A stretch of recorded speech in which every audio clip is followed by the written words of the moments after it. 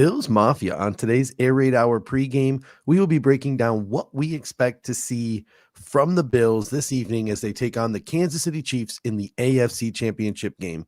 Injury updates, key matchups, our pregame superlatives are all coming up. But first,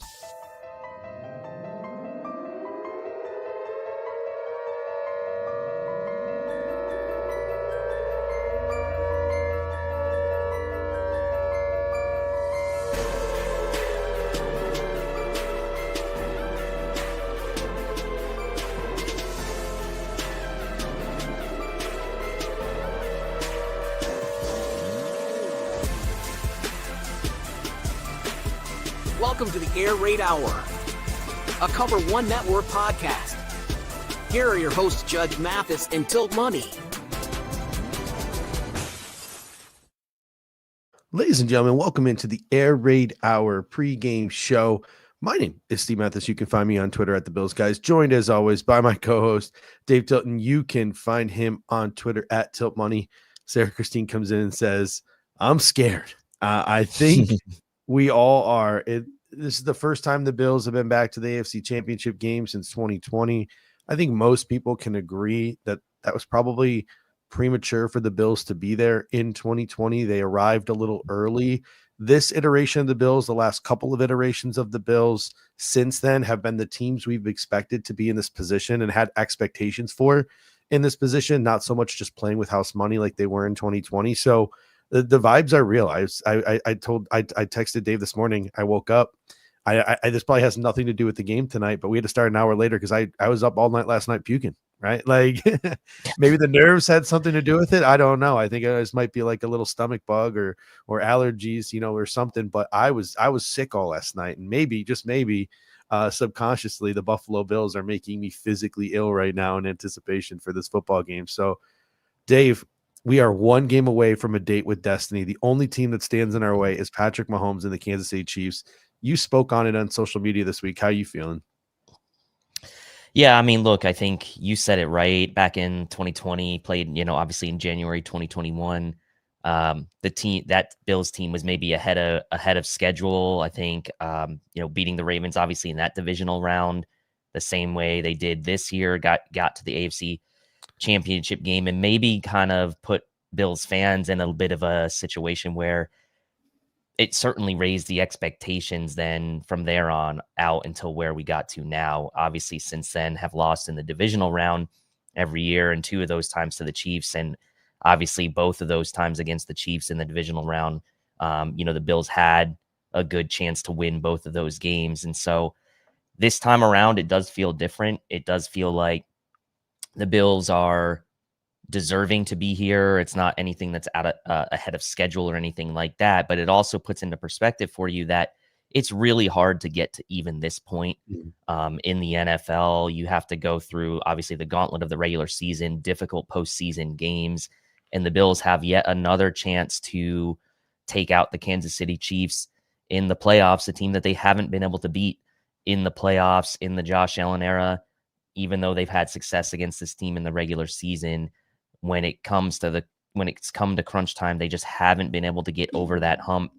And in a way, to me, this game, for me anyway, it's like if you can get past this game, I almost feel like the weight off your shoulders is larger than whatever might happen in the Super Bowl, because then you've proven you can beat this team in the playoffs.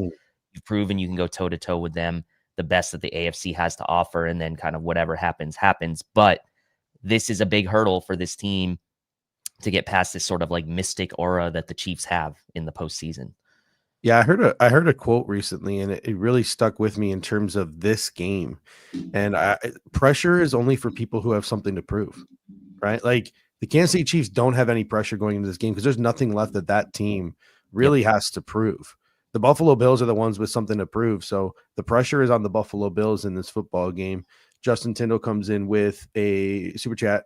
Always appreciate you, Justin. He says, last two playoff games against the Chiefs, I was hopeful. Today, I am confident. If the Texans can have a 7-minute time of possession advantage, I have hopes about what our offense can do. And we're going to talk about time of possession this evening. But before we do, I don't want to make it all about the quarterbacks, but when you look at these two quarterbacks, they really bring it in the postseason.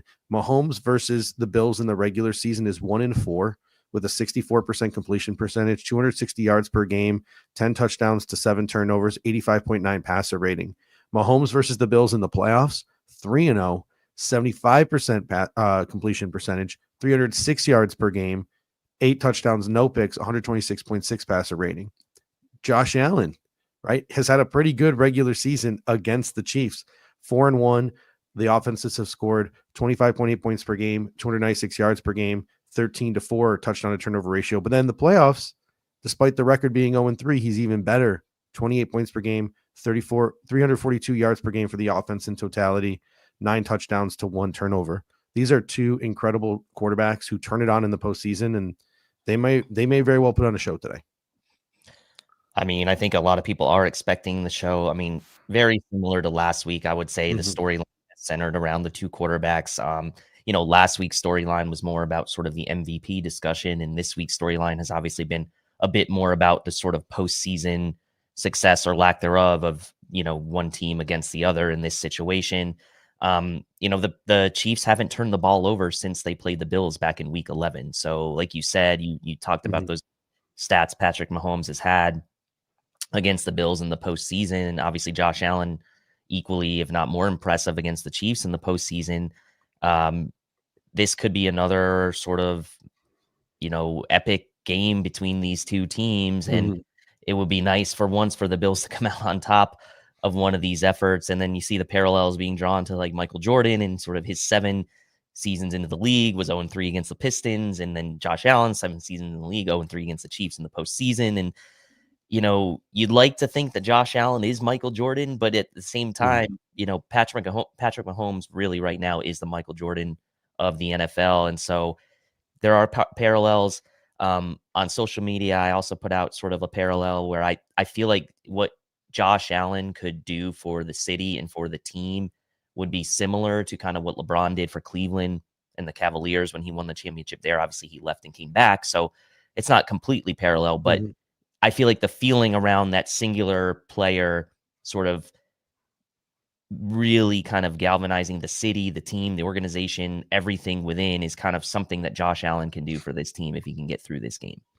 Carl Thurman coming to the super chat. I always appreciate you, Carl. He says positive vibes. The Bills are going to win today. And then hopefully as Charles G comes in and says Josh Allen has his Peyton Manning breakthrough here this evening.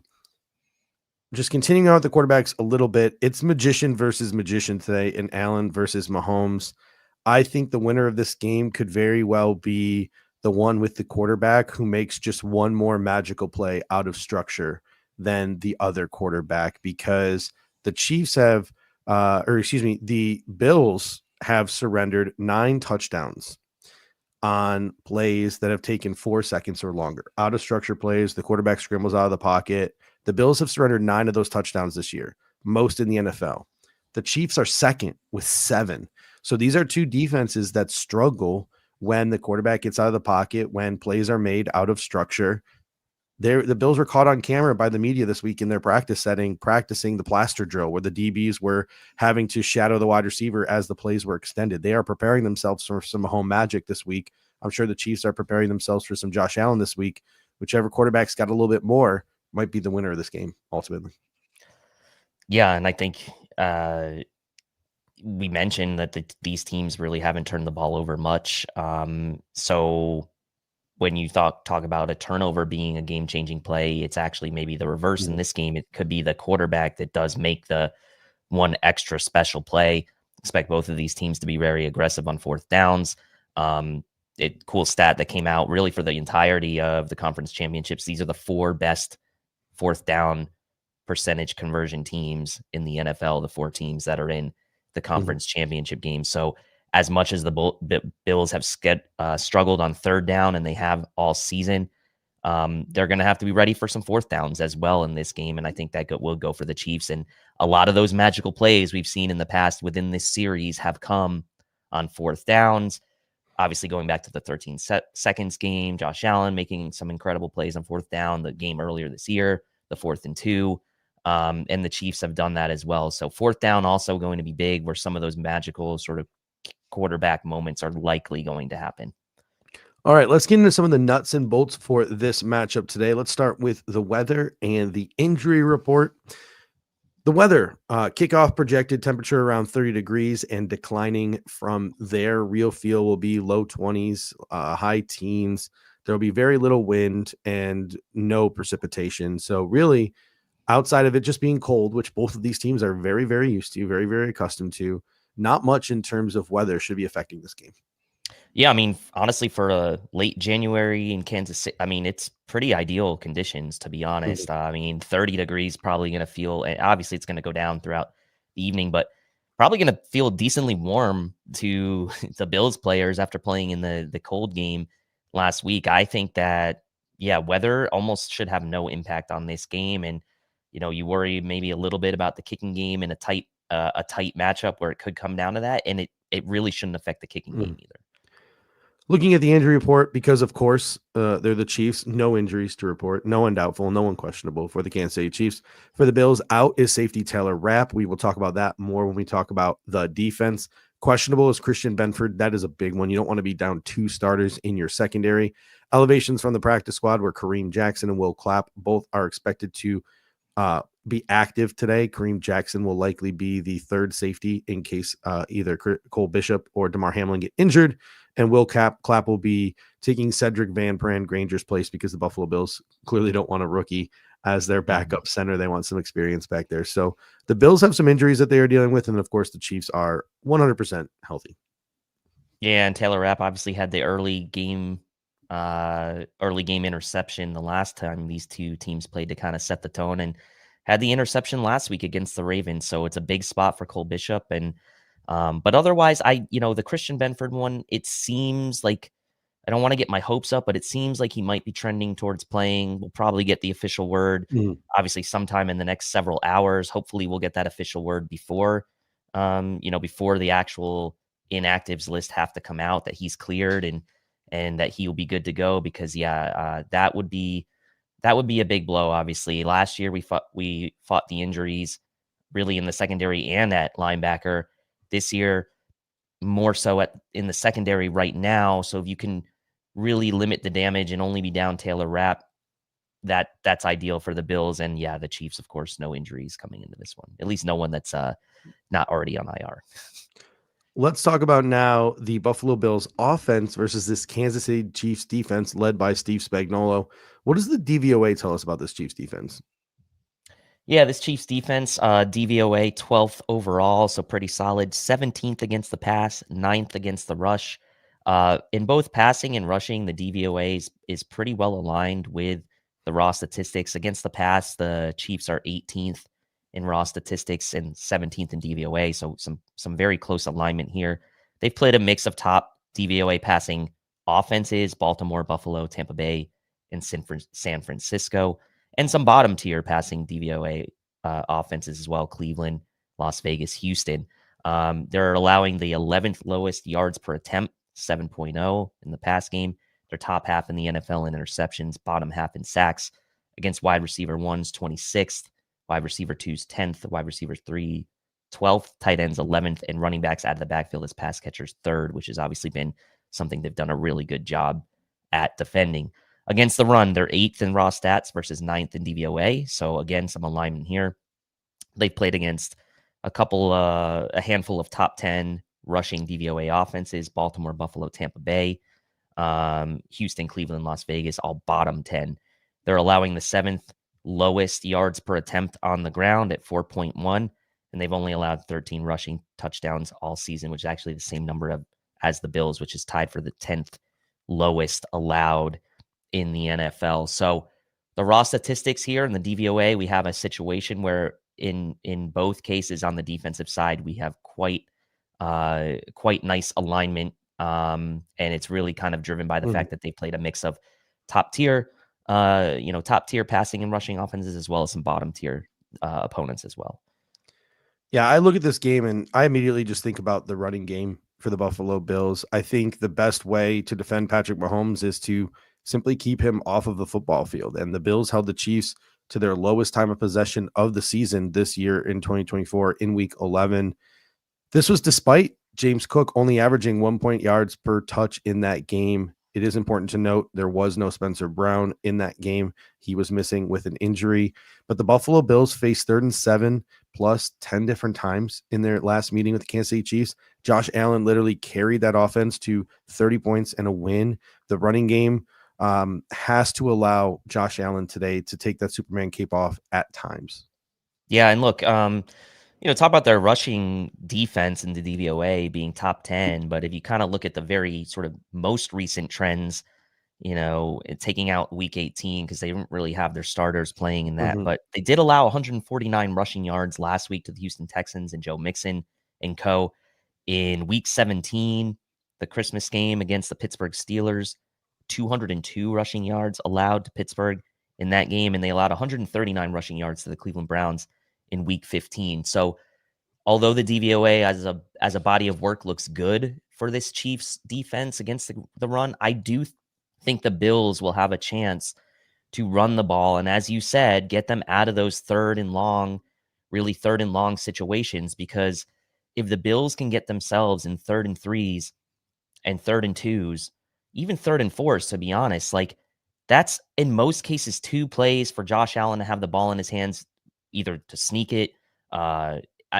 Very high likelihood that the Bills are going to be able to convert at least on 2 chances, assuming they're not deep in their own territory.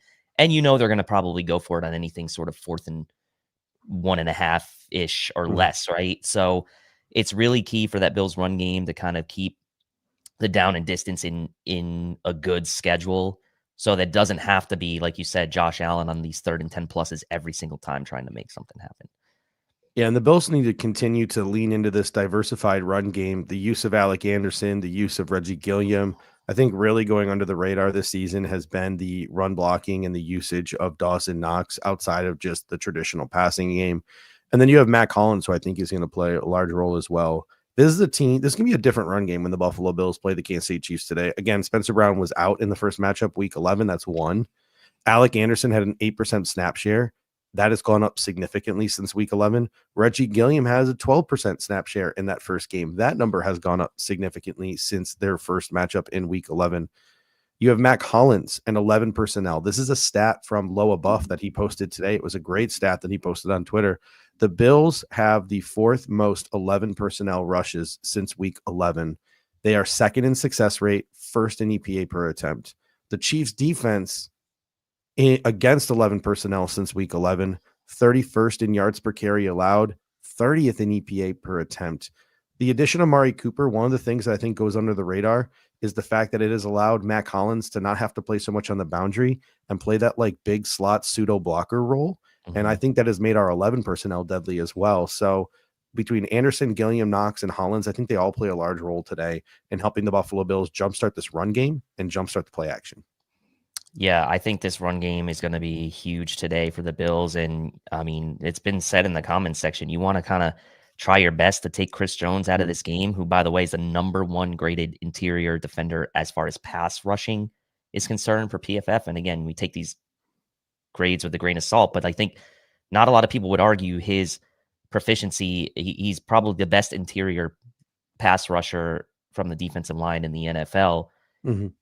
If you can neutralize that by using some of these run concepts and 11 personnel and kind of force him to be more of a run defender than allowing him to be a pass rusher, then that is certainly something the Bills need to try to focus on, right? Because there's, like we said against the Ravens when we were playing defense against them, pick your poison against Lamar or Derrick Henry. Like Chris Jones is going to have an impact on the game, but you want to try to limit it as much as possible. Avoid those toxic plays, avoid those pressures up the middle. And how do you do that? You stick with the run game. You stick with what's worked, especially where these divergences in the Bills of having the success and the Chiefs not having success against the run from 11 personnel. It makes so much sense. I'm sure both teams, I'm sure the Chiefs are going to be ready for that too. So I don't think it's going to be a surprise to them that the Bills will kind of focus on that. But the execution is key now, right? I mean, this is going to come down to the Bills' offensive line continuing to show what they've been able to do all year and rising to the occasion yet again. Yeah, I mean, we're about to get into the passing game now, and I think one of the things that we're going to need to have success with is, and we saw it against the Denver Broncos too, because the Denver Broncos have a really good run defense. The Baltimore Ravens had a really good run defense, and we put up 147 and 210 on those two teams specifically over the last 2 weeks. If you can have some success on the ground, it's going to draw some guys up. And whether it's play action or whether it's other types of plays, you can start to hit some things downfield. But I think a lot of that success comes from jump starting with your running game. So speaking of the passing game, the Bills had the highest EPA of any team by a mile in the National Football League when targeting running backs in the passing game. We have seen James Cook have some success in the passing game versus Kansas City before. I think we could see that again. And obviously Ty Johnson could play a big role in that as well. What are your thoughts on the Bills getting those running backs involved in the passing game? Yeah, I'd love to see that. And I'd love to see him use him a bit more over the middle of the field today. I think a lot of the times the Bills passing game and the running backs have been on some of these wheel routes and things of that nature down the sideline and things flared out to the flat. But that's worked, right? And that's been pretty good. And, obviously you don't go away necessarily from what's worked for you. But I do think that there will be an advantage for the Bills if you can get James Cook or if you can get Ty Johnson matched up against a linebacker like Nick Bolton or Leo Chenal, who are more thumpers, who are more better suited to play the run. And I'm not saying that these guys are bad, by the way, in coverage. They're not. It's just not their bread and butter, right? Especially if you can get matched up against Chenal. I think that's where the speed and sort of the twitchiness of the backs in the running game can really help out. The Chiefs are third against running backs as far as DVOA against running backs in the passing game. So it is going to be something that's strength on strength if the Bills do try to do that. And it could, again, come down to a couple plays here and there. It's going to be about efficiency, I think, for the Bills running backs in the passing game. The Bills have been so good about it. Even if it's not sort of chunk first down, like automatic first down type of plays, like get yourself in the situations again where you're using that on first down. I want to see that more used on first down in this game. I want to see the Bills throwing more on first down in this game. And maybe it is an extension of the run game, kind of getting the backs involved in the passing game. But that's one thing, as good as we want this running game to be and as focused as the Bills can be in running efficiently in this game, I do think that they need to mix in a few more passes on first downs. Yeah, speaking of mixing in some more passes, Dalton Kincaid and Dawson Knox. Kansas City has a success rate versus tight ends this year that is 31st in the National Football League, 32nd in yards per play when tight ends are targeted. They've given up the most yards to tight ends this season with 1,191 yards. We could see a big day for Dalton Kincaid or Dawson Knox or a mix of the two of them today. I think so. I mean, Dawson Knox has had some big moments against the Chiefs in the past. You mentioned the Chiefs have allowed the most yards to tight ends in the league this year. Dalton Kincaid has had he's been banged up this year. I get that. And so there's a chance for him to kind of like make his mark now in the postseason and sort of maybe put what he would maybe call an average regular season for him behind him. And like, again, last week, the Chiefs, the middle of the field was open. They gave up 60 plus yards to Dalton Schultz, right? And the Texans, some tight ends have had big games against this Chiefs defense this year. Kate Otten comes to mind. Brock Bowers on the Black Friday game comes to mind, had 10 catches in that game. So the tight ends should be available in the passing game today for the Bills. I don't know if there's a little bit more extra juice because you want to kind of like go toe-to-toe with a guy like Travis Kelce as far as the Bills using their tight ends. It shouldn't be about like what the other team is doing, but Dalton Kincaid could really have a big impact. And I do expect Dawson Knox to have an impact as well. He's been in these types of games. He's played against this team so many times. As Tommy says, Knox loves playing the Chiefs. He can have an impact today. Probably a good wild card pick for the people there in the superlatives. Which traditional receiver steps up? Obviously, we probably expect Khalil Shakir to be targeted in some clutch situations on third downs. Expect him to be utilized in the extension of the running game on some of those screen passes. You expect Khalil Shakir to get his 5-6 targets at minimum, but what other receivers do you think could possibly step up in this football game? Man, that's tough. I mean, it's hard for me to point to Amari Cooper right now. He did have a couple clutch catches, obviously, against this team back when they played in Week 11. But Keon Coleman didn't play in that game back in Week 11. I actually lean towards Keon Coleman in this game, maybe having more of an impact than Amari Cooper. But it wouldn't surprise me, as you said, like if Matt Collins also had a couple plays here and there, drawing penalties. He's going to be obviously involved blocking in the running game, but honestly, I would have to out of the three, I'm going to have to say Keon Coleman probably has a chance to make the biggest impact, even on maybe just one or two plays. Keon Coleman versus Xavier Worthy, the matchup that everyone is going to be. You see Xavier Worthy this week try to say like he took it personal that the Buffalo Bills passed on him, and like them trading the pick means the Buffalo Bills didn't want him, when there's literally an Adam Schefter report that came out on draft day that Xavier Worthy was like telling the other 31 teams not to draft him because he wanted to go to the Chiefs. Like, could there be any faker like motivation than Xavier Worthy? Lost a little respect for him for that one. Like, that's just stupid. Some of the things athletes say and do to try to motivate themselves is just absolutely silly. Yeah, I mean, that's the whole team. That's that whole team this week, right? Trying to kind of play up that they're somehow being slighted. Like, and they did it last year. They did it last year too. You're two-time champs. You're the 1 seed. You lost one real game this year, right? Because week 18 didn't really matter. Yeah. Like, please save that. Please save that.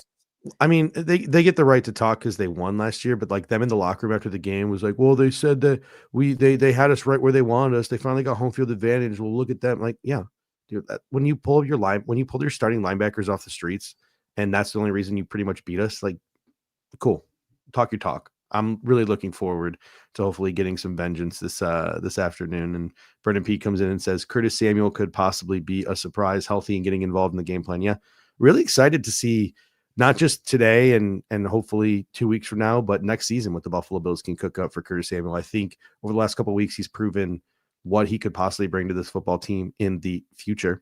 Now taking a look at the Buffalo Bills defense, we had a super chat coming in from Justin Tindley. Says, can we try a novel concept and not give up a pathetically easy first touchdown today? That would be awesome. How about a stop? Fingers crossed. Yeah. I'm just used to it at this point.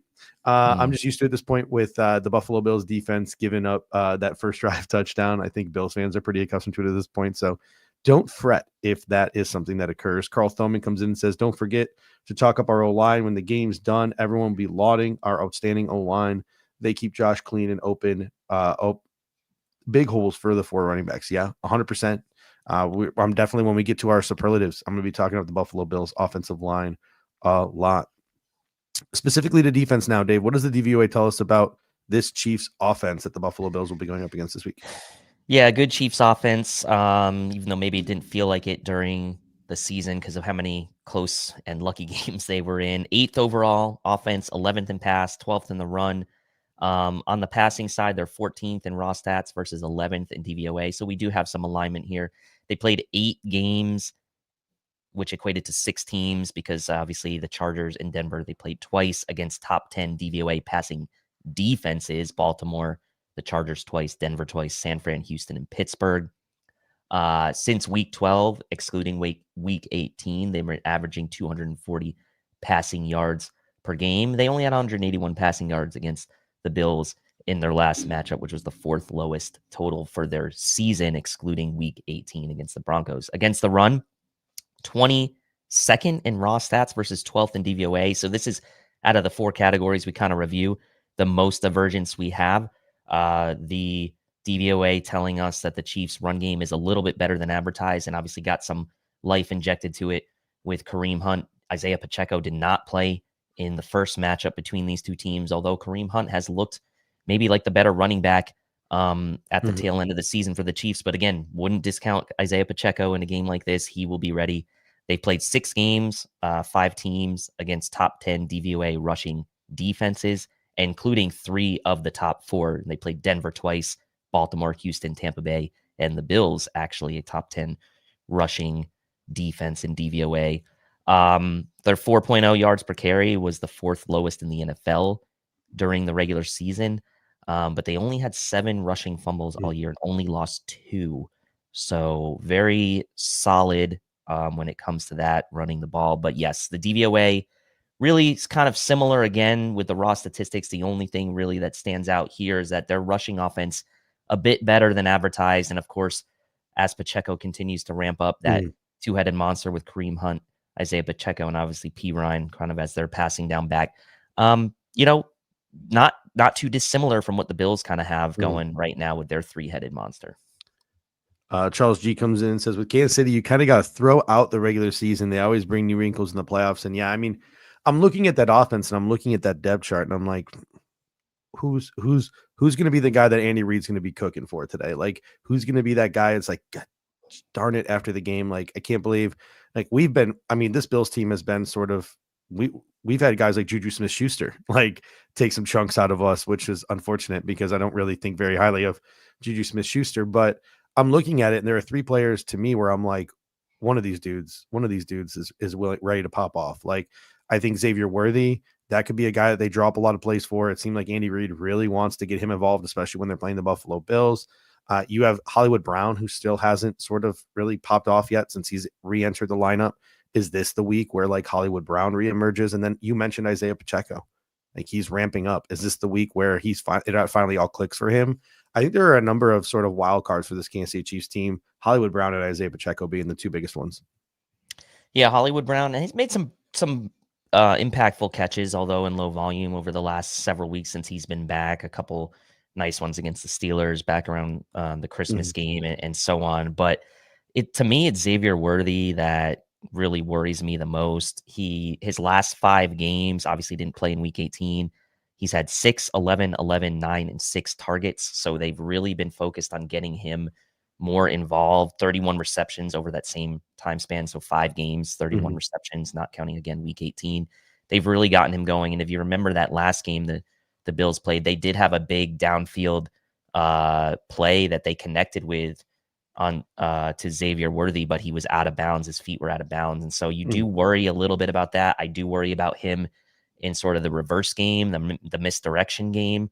I think can give the Bills problems with Xavier Worthy. The Bills' aggressive style and their flowing style can leave themselves open to misdirection type of plays like that. And obviously, whether you want to say it's BS or not, there is going to be chatter about whatever happens this game between Xavier Worthy and Keon Coleman. It's going to happen, right? Whether it's right or wrong. So I do think the Chiefs will get him involved, and obviously having that 1-2 punch, Pacheco not there in that first game. The Bills did a really good job on Kareem Hunt that first game. Although Pacheco hasn't been super efficient since he's been back, he's still a guy that worries me because at any time, if he gets a big run, you know how emotional that guy is and how jacked up he can get after a big play. And you don't want that emotion to kind of elevate, especially in Arrowhead, as much as you can. Limit it, because he is a guy that will get that emotion going and get that crowd even more going into this game. The Taylor Rapp injury looms really large to me. There was a quote from Doug Varner of USA Today on social media this week. He said, the Bills had Mahomes in a box with their 2 deep coverages in week 11, and Rapp was a huge part of that. Cole Bishop is going to have a tall task today. Do the Bills try more of the same that they did week 11 against Patrick Mahomes? Do they mix it up? I know Cole Bishop was really drafted in the major talking point, not just by people on social media, right? Like Brandon Beane himself was talking about, like, well, Cole Bishop went toe-to-toe with Dalton Kincaid every day in practice. Like, they made it sound like this is a guy in Cole Bishop who they envision being sort of a tight end stopper. At least that's what he was good at Utah. And you have 2 really good tight ends here in Kansas City that they like to utilize in Noah Gray and obviously Travis Kelce. The Bills have been showing that they are more willing to play aggressive this year, especially getting more into man-to-man coverage. But this secondary is a question mark. You got Rapp out. You got Benford's health. You have guys who can stretch the field in Hollywood Brown and Xavier Worthy. You got guys who can work the underneath and Juju Smith-Schuster and Travis Kelce, and guys who can work the seam and Noah Gray, and guys who can go up and get it and Nuke Hopkins. It's going to be really interesting to see how the Bills decide to attack that and minimize their impact on the back end of this defense.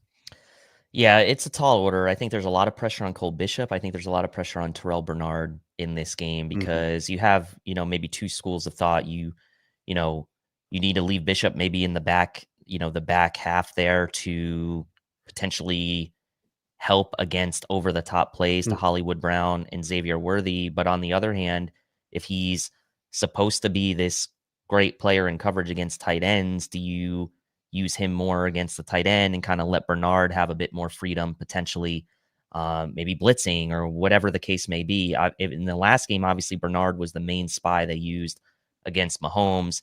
you would expect today that might be Matt Milano. So maybe opens Mhm. things up a bit for Bernard to have a bit more freedom.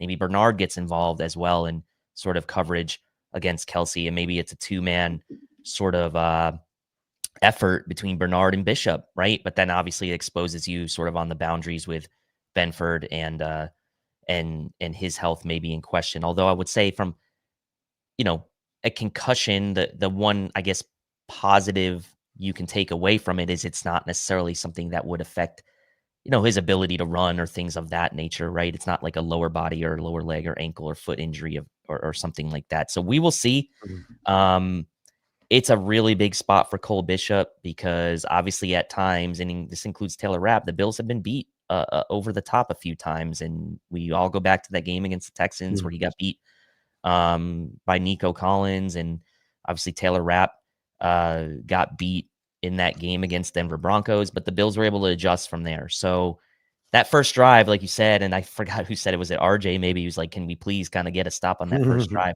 I think a first drive, sort of tone setting drive from the defense could be the confidence builder that maybe a guy like Cole Bishop could parlay through the rest of the game. But yeah, I think a tall order on both Bishop and Bernard in this one. You mentioned Terrell Bernard, and I think that is going to be a huge piece. He is healthy and active in the playoffs for the Buffalo Bills today, something he was not last year in the postseason. His presence, I think, is just going to be huge. I went back and double checked it while you were speaking just now. Travis Kelce had 2 catches for 8 yards against the Buffalo Bills in their first matchup in week 11. And I went back and I rechecked it just because I remember coming out like in that post game and listening to the post game press conferences and listening to the players in the locker room. And one of the things that I heard from like multiple players after the game was like Terrell Bernard took it on himself to blank Travis Kelce. He's like, that's my guy. I'm gonna go shut him down. Mm-hmm. And that's what Terrell Bernard went out and did. So he made it his mission in week 11 to go out and blank Travis Kelce. The Buffalo Bills might have to do that again because I don't know if you want to. And again, this is tricky because Taylor Rapp is out. So do you drop Cole Bishop into coverage like you would Taylor Rapp? Do you trust him like that? Or do you now have to defend him differently? Terrell Bernard had success against Travis Kelce, but now we might have to put Cole Bishop on him as like it gets very overwhelming thinking about what the Buffalo Bills could possibly do. But I think whatever it is, Terrell Bernard is going to play a huge role in covering those tight ends today. Yeah, and obviously we know how great of a job Dorian did on kind of chasing down Patrick Mahomes, or at least forcing early throws. That's going to be Matt Milano likely this week, which you feel pretty confident in that. So how similar will the game plan be? Do they just trust Cole Bishop to kind of play that Taylor Rapp role sort of exactly as have they done in the past? But again, I don't think if you're the Chiefs that you expect the Bills to do exactly what you did in week 11, because that would be maybe a little bit too predictable. And then if you're the Bills, you probably expect that they're going to find more creative ways to get Travis Kelce the ball, and you're likely not going to shut him down again for 2 catches and 7 yards or whatever it was. So I would just caution, I don't think that's going to happen today, but you do have to limit the damage. This guy has killed us in the playoffs in the past. So whatever you got to do, you got to try to shut him down. If a guy like Hollywood Brown beats you on the boundary, I mean, it's almost so be it, right? Your corners need to be ready for that, but you can't have Travis Kelce in the middle of the field with no guys around him. The Bills didn't do a great job against the Ravens tight ends a week ago. Likely and Andrews were wide open on multiple occasions, not even a guy within 5 to 10 yards of them. You can't let that happen this week against Kelce.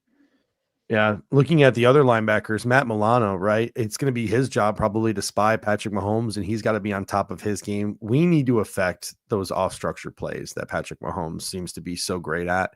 We need to pressure him. We need to make sure that he can't extend plays for 5, 6, 7 seconds and find guys open downfield. Somebody said, Sarah Christine comes in and says, I personally don't want Mahomes to hold on to the ball. Our secondary is already susceptible, and the last thing you want is to ask them to cover longer. 100%. And I agree. And what do the Bills do? Is it Matt Milano spying? Shinobi comes in and says Dorian Williams. Do the Buffalo Bills get Dorian Williams? I loved the way Dorian Williams A gap and B gap blitzes. I think that could be something the Buffalo Bills maybe could try to tap into. Right? Do they try to get Dorian Williams on the field in one way, shape, or form? The creeper pressures, interior pressures, just the Buffalo Bills got to do something to figure out how to pressure Patrick Mahomes in a way that he can't escape said pressure, which is, again, easier said than done, and extend those plays 5, 6, 7 seconds long, because it's just like Josh Allen. It's not fair, right, to NFL defenses and NFL secondaries to expect them to make plays when the quarterback gets to hold onto the ball for that long. Yeah, I mean, it's risk reward, obviously, but I think your best chance is trying to get to him early, right? Even if that means you have to bring an extra guy or two. I think that's your best chance, because anytime either of these two guys extend the play, it's almost guaranteed going to be a bad thing for the defense. And whether it's a conversion, defensive holding because you have to plaster your guy for too long, or it's one of these fake slide situations that is probably coming at some point, then your best bet is try to get him early, take that gray area out of the equation. And obviously, like you said, easier said than done. Last thing on the defense that I really want to touch at here is the defensive line. As Poe comes in, says D-line might be key to winning this game, to be honest. And I agree, right? Greg Rousseau has been quieter lately, the last couple of games, but he has had some big plays against the Chiefs in his past. AJ Epinesa and Daquan Jones were awesome last week in helping to slow down the Ravens' rushing attack. So it seems like they are really clicking at the right time. And then Ed Oliver and Von Miller have been two of the most productive pass rushers this postseason. If you look at some advanced statistics like pressure percentage and hurries per rush. So the Buffalo Bills defensive line, from Rousseau to Epinesa to Jones to Oliver to Von Miller to Dwayne Smoot in that rotational role, the occasional play maybe here from, I don't really have much faith in the depth of our IDLs, but maybe the occasional play from a Jordan Phillips. I really need, and the Buffalo Bills, I shouldn't say the Buffalo Bills really need, my sanity needs, the Buffalo Bills defensive line to really step up. And somebody said this on Twitter this morning. I think it might've been Bill's chat pod. So I apologize if I'm crediting the wrong person, but they said, if Ed Oliver has a ceiling game today, right? One of those games where it's like, that's the Ed Oliver. That's why we drafted Ed Oliver. If he has a game like that, the Buffalo Bills win this game. And so I do think the defensive line is going to play a massive role. We have lost to this team in the trenches in the playoffs too many times. Yeah. And obviously them moving Thuney out to left tackle isn't an effort to kind of seal up the edges a bit more for them, but it does take out one of their better interior protectors. Now, obviously they still have Creed Humphrey. They still have Trey Smith. Those guys are both elite, some of the best at their positions. But if you're looking for the margin of error, right, and these slim margins, that is something that you can look to and say, like, look, that is something. Joe Thuney is a natural guard. The Bills could still have some success in rushing the passer on his side. They kicked Wanya Morris out of the lineup, and it does slightly, although not a lot, it does slightly weaken that interior sort of wall for them. So it could be an opportunity for Ed Oliver here. And again, these margins are slim in these games. That could be just one slight thing in the favor of the Bills. All right, let's get into it now. Our pre-game superlatives.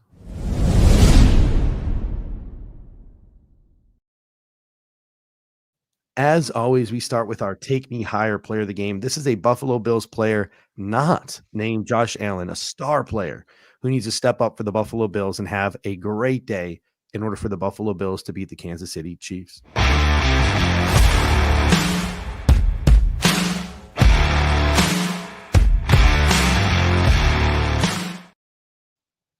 All right, Dave, who is your Take Me Higher player of the game?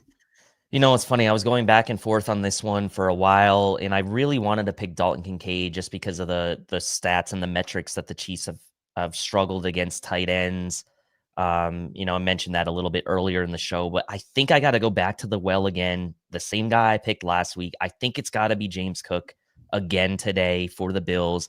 That running game, that offensive line, finally having that swagger, that that attitude that they haven't had against this team in past playoff performances, showing that they can be a dominant unit up front and opening those holes for James Cook to keep the Bills on schedule, keep the Bills in as many 3rd and shorts, 3rd and 5 or less, 3rd and 4 or less as possible in this game.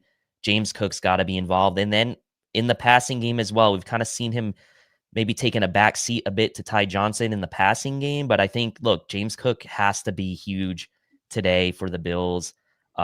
keeping that team on schedule and kind of keeping that possession for them. They did enough last week against the Ravens. He had 67 rushing yards, which I thought was a pretty admirable effort against such a good run D. If James Cook can get anywhere sort of in that 70-yard plus on the ground, I think the Bills are going to be in pretty good shape in this game. So give me James Cook again this week. I consider James Cook. I consider going back to the well with Terrell Bernard. I considered offensive linemen. I considered defensive linemen. But at the end of the day, because I had to pick one player and one player who I think is going to have a big day today, I went with the guy that you passed on. I went with Dalton Kincaid. I like it. I mean, how about Dalton Kincaid, the tight end that everyone has sort of a shat on a little bit since entering the National Football League, saying he's not having the impact maybe a first-round tight end is supposed to have, and just not what they expected when they drafted him, et cetera, et cetera. How about that guy on literally the second biggest stage? This is going to be probably the second highest rated game in the National Football League this season, behind only the Super Bowl. I expect 50, 60 million people to watch this football game. How about on the biggest stage, Dalton Kincaid has his biggest game when Travis Kelce's on the opposite side of the field? How about that? Finally for some, maybe not for me, because I like what he has given our offense, right? But maybe for some, finally showing that return on investment. I think the Bills need to take advantage of these Kansas City linebackers. We talked about it earlier in the show, some of these advanced stats. The Kansas City Chiefs have given up the most yards to tight ends this season. They have a success rate versus tight ends that is 31st in the National Football League. They are 32nd in yards per play when the tight ends are targeted. In reality, could we see a game where like Dalton Kincaid has like 3 catches for 40 yards and Dawson Knox catches 2 for 50, and it's more like that and not such a huge volume game? Yes, of course. But why not? Take me higher, Dalton Kincaid. I want to see like a 10 catch, 100 plus yard, like 2 touchdown explosion. F it. That's what I want from Dalton Kincaid today. So he is my take me higher player of the game. Love it. All right. Up next now is our wild card player of the game.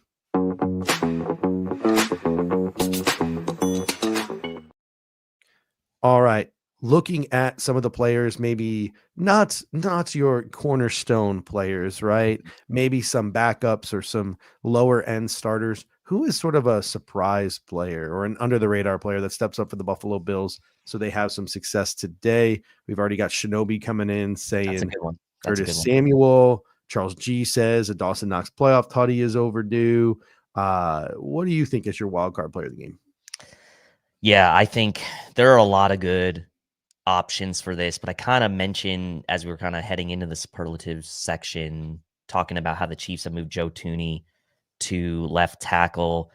And look, I think the areas that the Bills can attack this Kansas City Chiefs defense as far as getting to Patrick Mahomes are on the edges, right? Jawan Taylor on the right side, Joe Thuney on the left.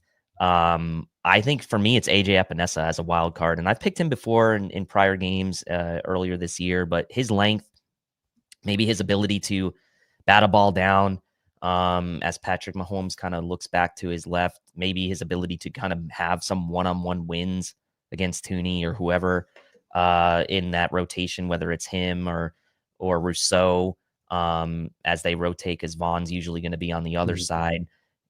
I think AJ Epinesa has a chance to make a singular impactful play in this game, and it could be a big difference in sort of maybe creating a turnover or creating a sack or something that really just, again, with the margins being so slim, could make a big difference. So give me AJ Epinesa. I went with 4 players as my wild card player of the game because I think they all work in unison. You know me, I like to cheat during our superlatives. I went with Alec Anderson, Reggie Gilliam, Dawson Knox, and Matt Collins. I think the Buffalo Bills have to dominate the line of scrimmage in the running game. I think they need to keep Josh Allen out of these down and distance situations. Don't make him wear the Superman cape like 10 plus times like you did in week 11. Yes, you want Josh Allen wearing his Superman cape, but you don't want to do it every single down. And if you're the Buffalo Bills, I think Alec Anderson, Reggie Gilliam, Dawson Knox, Matt Collins, and obviously the offensive line play a huge role in that.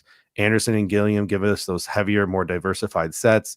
I think Amari Cooper's presence has allowed Matt Collins to slide into this almost pseudo blocker role in the slot as a big slot. And Dawson Knox, as I mentioned at the top of the show, has been underrated all year, making some timely plays. So run the ball really well, set up second and shorts, third and shorts, let Josh Allen use his legs on some of those downs, set up the play action, draw those safeties up with the running game so you can hit them over the top. I think being able to control the line of scrimmage in the ground game is going to be what really sets this game apart. So Anderson, Gilliam, Knox, and Hollins, I think, play a huge role in that. And Roy Collins comes in and says, "Damn, Judge, just say the whole offense."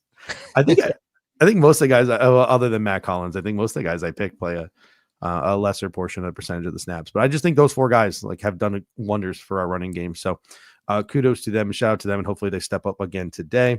All right, up next, I'll respect you, player of the game.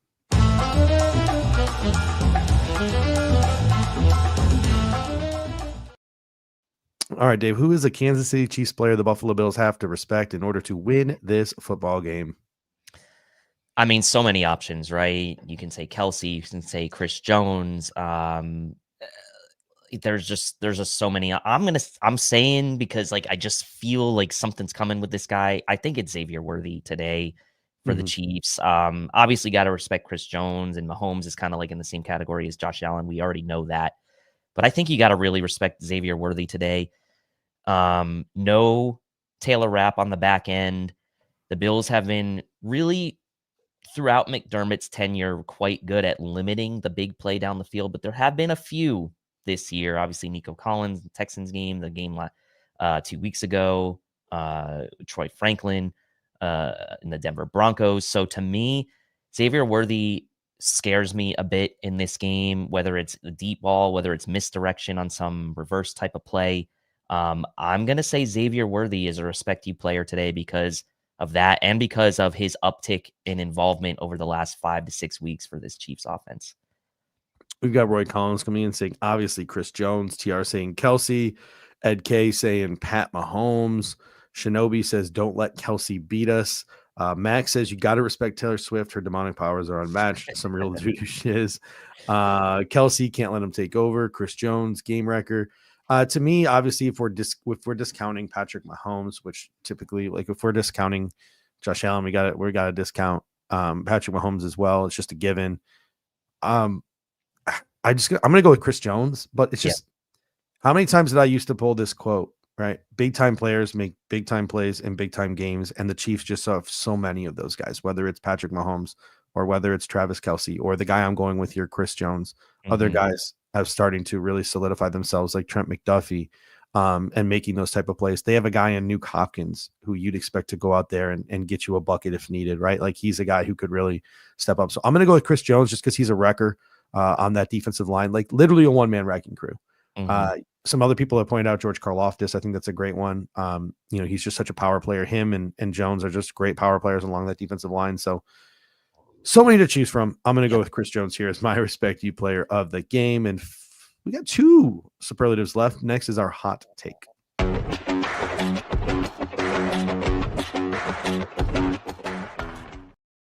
All right, Dave, we are having a fire sale here at the Air Raid Hour. What is your hottest take heading into this Bills-Chiefs matchup?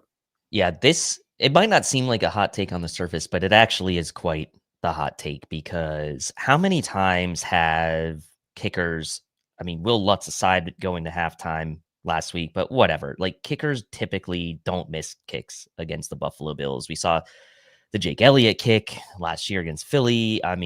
The kickers just don't miss against this team. So my hot take today is that Harrison Butker is going to miss a kick today at some point. I don't know if it's going to be an extra point that costs his team. And here's TR. Butker, I'm not going to say he loses the game either, but I am going to say he misses a kick today. And that could be a big difference in this game. I'm trying to put it out into the universe that a team will miss a kick against the Buffalo Bills. And I'd like to see Harrison Butker miss a kick in the playoffs because he's been absolutely on fire in the postseason throughout his career. And kickers only miss when we have 12 on the field. That is so true, Spin. So put it out there in the universe. Harrison Butker is going to miss a kick today, folks. Scott Blakely comes in and says Von Miller, 2 sacks, 1 forced turnover. Brendan P comes in and says Cole Bishop, game-sealing play. Charles G says 4+ sacks on Mahomes. I love this one. Hot takes. Yeah, that's the one. Refs will not determine the outcome of the game. There we go. I like that one too. I think mine's pretty spicy this week. Dalton Kincaid and Dawson Knox account for 3 touchdowns and over 100 yards receiving combined. Nice. Love it. I think that they're gonna take over in this game. I really think that the 2 tight ends are who I expect the Buffalo Bills to really target. So between the two of them, over 100 yards and 3 touchdowns. I think that's spicy enough. Is that spicy enough, people? I would Let us know in say, the comment section if that's spicy enough. yeah. People accuse me of not being spicy enough, so I wanted to spice things up this week. All right, now we are going to take you back to the future with our pre-game predictions.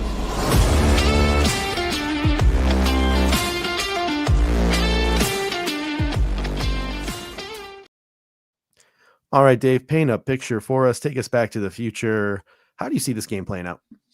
Yeah, I think it's going to be a close game, obviously. I think both offenses are going to be able to move the ball. I think it's going to come down to which teams can kind of prevent the other offense from scoring touchdowns. And my friend, the Broncos fan who's seen the Chiefs a lot, I talk about him a lot on this show.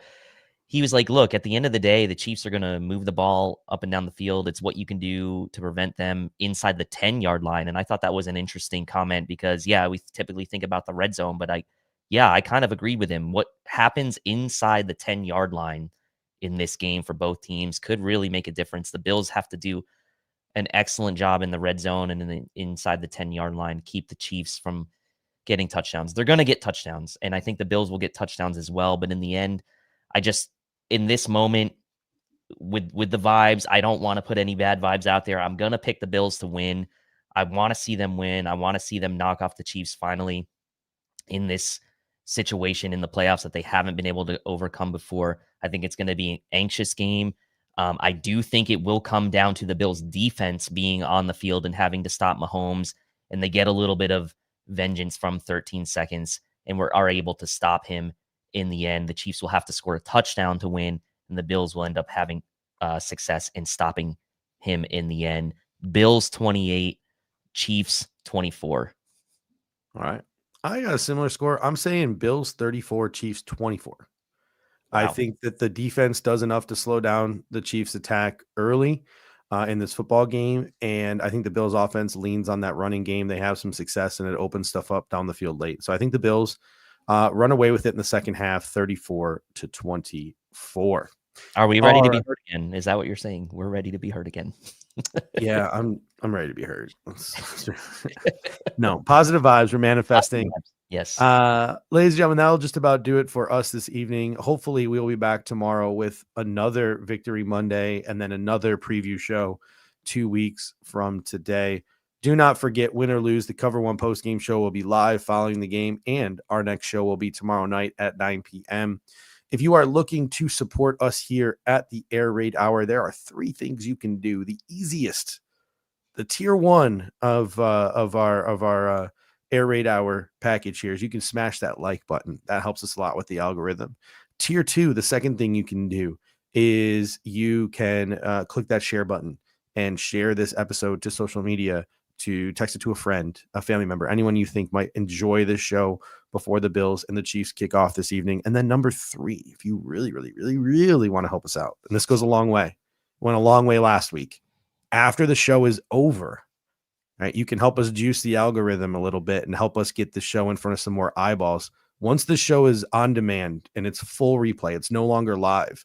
If you can go into the comment section of the show and you can comment, just leave a comment, whether it's some kind words, some negative words, some feedback, just to go Bills, whatever, right? That goes a long way to helping us juice the algorithm a little bit and get the show in front of some more eyeballs. I think we had like 96 or 97 comments last week, and the show absolutely blew up. So thank you guys so much. You guys make the show what it is. Your support has gotten us so much further than the two of us ever thought we would get with this show. We started the show on our cell phones, and now we are here talking to thousands of people every week. So thank you guys so much. We really appreciate you. Hopefully this isn't our last pregame of the year. And Dave, any final thoughts before we get out of here?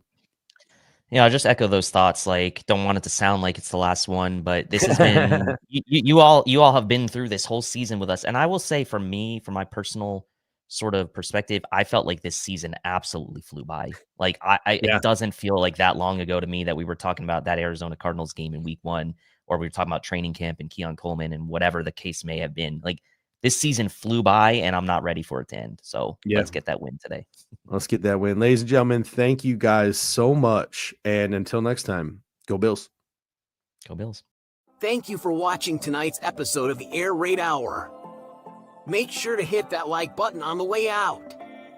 If you are catching the show on demand, leave a reply in the comments section and we will respond over the course of the week. You can always listen to every episode next day on all major podcasting platforms, including Apple Podcasts and Spotify, by searching Air Raid Buffalo. Thank you for your continued support, and as always, go Bills!